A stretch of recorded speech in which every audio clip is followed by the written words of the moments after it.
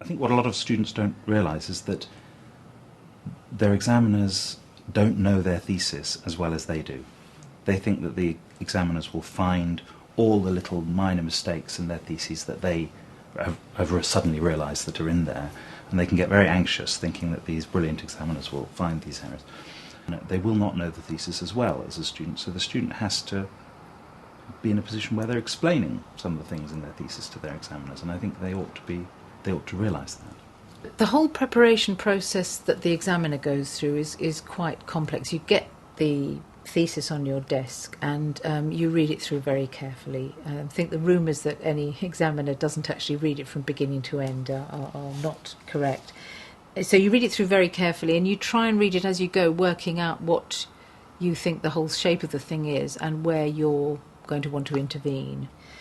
And you take lots and lots of notes and you maybe bookmark the thesis and work out your approach from that.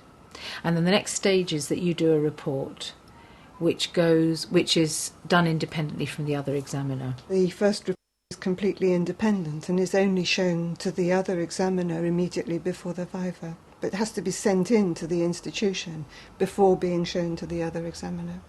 So you're both working separately, and then just before the viva you exchange reports and discuss how you're going to approach the conduct of the viva.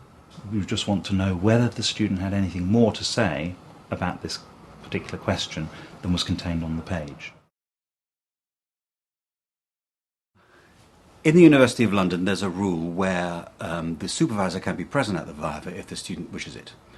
In my case, for one reason or another, most of my students have wished it.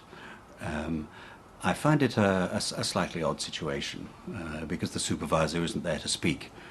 So he or she is a very, very silent, it is in fact a totally silent presence.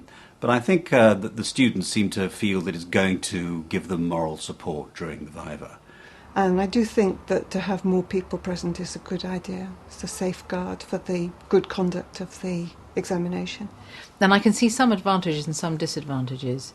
One advantage that might be a little bit inappropriate to think about too intensely early on is that if anything goes wrong and there's an appeal, then it's very useful if the supervisor has been present, because they're an outside witness who can endorse what the student says if the student feels something's gone wrong with the conduct of the viva. I don't think it's off-putting to the candidate, because on the whole the extra people who are brought in are people from the candidate's own institution, people that they know well, so it's not off-putting to them.